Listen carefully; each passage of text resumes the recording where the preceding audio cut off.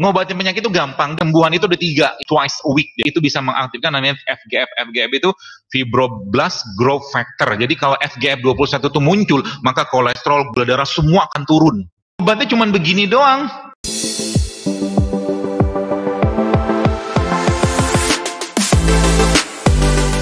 Kemarin di ibu-ibu cerita ke saya, dia tinggal di Bintaro juga.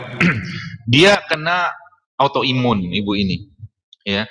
4 tahun, 5 tahun dia makan obat. Umur 43 tahun sudah menopause gara-gara obat. Kemudian, apa yang saya kerjakan? Apa saya kasih dia obat? Enggak.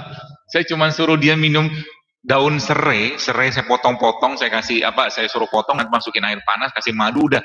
Dan ternyata 43 tahun, baru 3-4 bulan kemudian ternyata dia mens lagi. Setelah menopause loh, kata dia menopause. Jadi nggak mens sekian lama gitu kan. Jadi tubuh kita itu sebenarnya bisa reverse. Kalau apa? Kalau bahan bakunya cukup. Itu kata kuncinya. Jadi kalau Anda membayangkan orang kena kolesterol, kolesterol itu jangan diobatin. Loh kok jangan diobatin? Karena kan gini, mungkin ada yang tahu obat-obat kolesterol, golongan-golongan statin gitu kan. Paling terkenal tuh namanya Lipitor, salah satunya. Yang ketawa-ketawa biasa peminumnya ini kayaknya. Jadi supaya saya nggak apa-apa, kamu makan aja misalkan kepiting, makan ini, makan itu, nanti habis itu makan obat kolesterol kan gitu ceritanya. Hujahnya begitulah. Anda tahu, baik, saya buka sebuah file supaya mudah-mudahan ketemu file. Terlalu banyak file. Jadi kita bicara satu kolesterol aja, ibu-ibu sekalian, jamaah sekalian.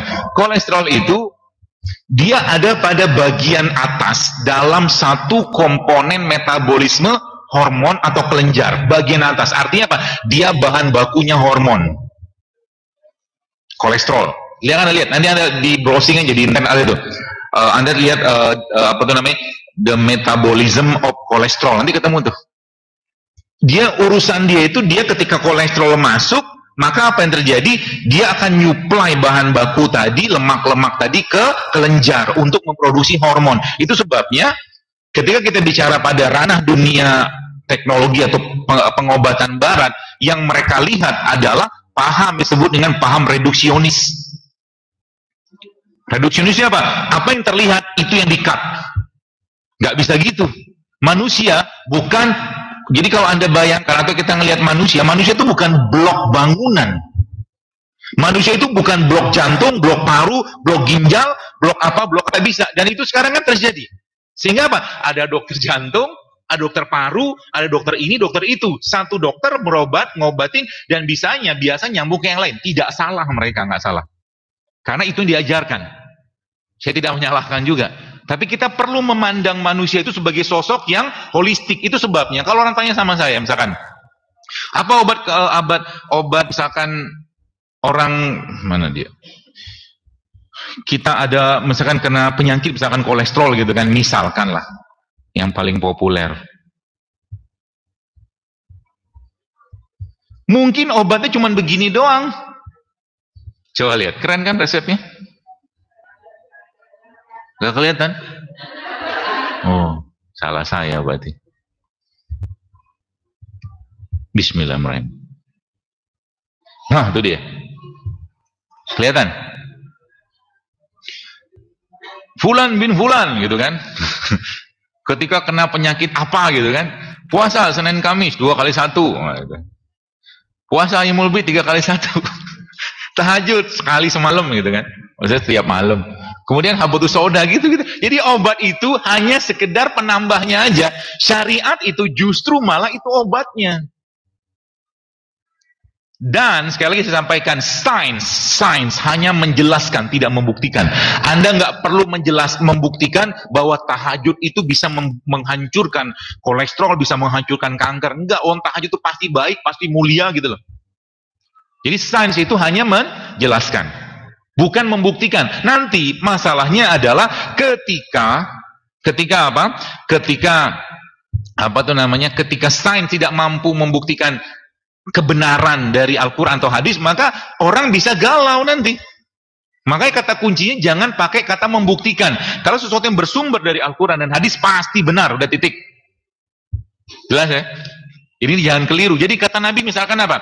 Nabi bilang asyifa'u fi salasatin syarbatil asal wa syarb tahtil mihjam. Nabi bilang kesembuhan itu ada 3. Yang pertama minum madu. Berarti dalam madu ada kesembuhan. Janji siapa? Janji Allah, janji Nabi. Nah itu. Jadi minum madu itu sebenarnya bagian dari apa? Bagian dari ketaatan kita sebenarnya, karena disitulah sebenarnya kalau boleh saya katakan Allah memberikan banyak sekali. Kalau bahasa syar'inya, bahasa ruhiyahnya tuh banyak sekali kasih sayang Allah di situ. Kalau bahasanya kita ada protein, ada asam amino, ada vitamin, ada itu bahasanya kita. Ya. Dan memang sains memang membuktikan. Jadi kalau Anda lihat, nanti lihat di kalau Anda suka buka penelitian, ada satu penelitian yang menjelaskan tentang orang-orang fasting twice a week. Dia katakan fasting twice a week itu bisa mengaktifkan namanya FGF. FGF itu fibroblast growth factor. Jadi kalau FGF 21 itu muncul, maka kolesterol, gula darah semua akan turun. Itu sains. Twice a week, tapi dia nggak ngomong hari apa. Kan? Jadi saya membayangkan jika seandainya penduduk muslim atau umat muslim, umat Islam di Indonesia ini 250 juta, 50 juta aja puasa Senin Kamis, puasa Aidil Maulid, berbekam dan ngurangi makan, maka niscaya penyakit degeneratif pasti akan turun di negeri ini. Tapi sayangnya godaannya itu begitu besar. Pekan pertama resepsi, pekan kedua resepsi, pekan ketiga resepsi, ada kambing guling lewat ini, lewat itu, lewat gitu kan. Itu sebabnya saya katakan gini, ada satu istilah yang kalau Anda pakai istilah ini Ibu sekalian, maka you are the winner. Hunger is the first element of self-discipline. If you can control what you eat and drink, you can control everything else. Kalau Anda bisa ngatur rasa lapar, karena lapar itu bukan di perut, tapi lapar itu di sini. Jadi makanya kata Nabi apa? Cukuplah seseorang itu dikatakan rakus kalau seandainya apa yang terlihat dia makan. Ya, seperti itu. Makanya Nabi SAW, kalau Anda baca, buka hadisnya, buka. Nabi kita tuh nggak pernah kenyang seumur hidupnya. Nggak pernah kenyang. Dan mungkin gini, saya ambil contoh aja ya. Saya kemarin beli buku. Buku ini dikarang oleh 2 orang dokter Amerika. Ya, dan saya kagum luar biasa dengan buku ini. Saya bukan kagum ya, kagum dengan apa namanya hulunya buku ini sebenarnya. Kenapa? Jadi gini, kita memahami bahwa kencing manis nggak bisa sembuh kan? Betul nggak? Teknologi zaman sekarang kencing manis nggak bisa sembuh, darah tinggi bisa disembuhkan nggak? Nggak bisa. Kenapa nggak bisa sembuhkan? Lihat, Anda lihat di browsing di internet penyebab darah tinggi itu apa? 90% penyebab darah tinggi sampai detik ini nggak diketahui. Bahasa kerennya idiopatik. Yang mereka sebutkan sebagai hipertensi primer. Hipertensi primer, nggak diketahui sebabnya. Nggak diketahui sebabnya, diobatin. Apa yang diobatin? Kalau saya sih. Akhirnya apa? Ketika sesuatu dilanggar, apa yang terjadi? Saya baru dapat kemarin satu flyer obat. Bukan dari saya, tapi dari lembaga yang resmi. Bahkan di Amerika sudah mengatakan, FDA mengatakan ada beberapa jenis obat darah tinggi, itu ternyata menyebabkan kanker. Kebayang? Kadang-kadang saya pikir itu, kondisi sekarang ini, sometimes the remedy is worse than disease. Obatnya lebih parah daripada penyakitnya. Faktanya begitu. Mau tidak mau kita harus akuin, teman-teman sekalian. Faktanya begitu. Kanker, ada solusi nggak? Nggak ada solusi. Sampai detik ini, kanker nggak ada solusi. Solusinya apa? Kalau nggak operasi, kemo. Operasi, kemo itu aja, nggak ada yang lain. Mereka tidak, they don't believe that human can heal themselves.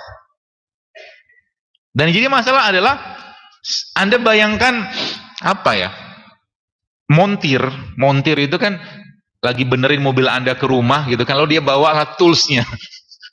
Dia bawa perangkatnya, ada obeng lah, ada ini segala macam. Nah manusia itu sebenarnya juga kayak begitu. Ada toolsnya untuk memperbaiki. Toolsnya di mana? Ada di produk yang Allah ciptakan. Ada kacang-kacangan, ada biji-bijian, ada minyak-minyakan. Di situ toolsnya.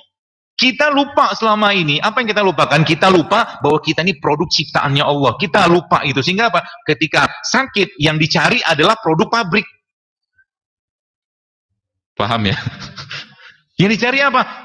Bahkan saya katakan dikit-dikit obat, dikit-dikit obat, dikit-dikit obat. Saya tidak melarang obat, tapi masalahnya adalah kita sering kebablasan, Bu. Contoh antibiotik. Tidak pernah dokter ya, khususnya ya, diajarin kalau ngasih antibiotik, kasih juga probiotik. Ada pelajaran begitu? Nggak ada. Antibiotik itu antibiotik ngebunuh biotik dalam pencernaan kita. Kalau udah dikasih antibiotik, maka kasihlah probiotik. Suruh makan buah, suruh makan sayur, suruh makan minum madu. Gitu harusnya. Tapi nggak diajarin. Ini judulnya nampar-nampar dulu. Biar melek gitu. Jadi sebenarnya ngobatin, kalau kita bicara tentang suatu sunnah atau suatu kesehatan dalam Islam, sebenarnya simpel-simpel aja, Bu, Pak. Ya, makanya kalau Anda lihat ada satu kalimat, mudah-mudahan ketemu.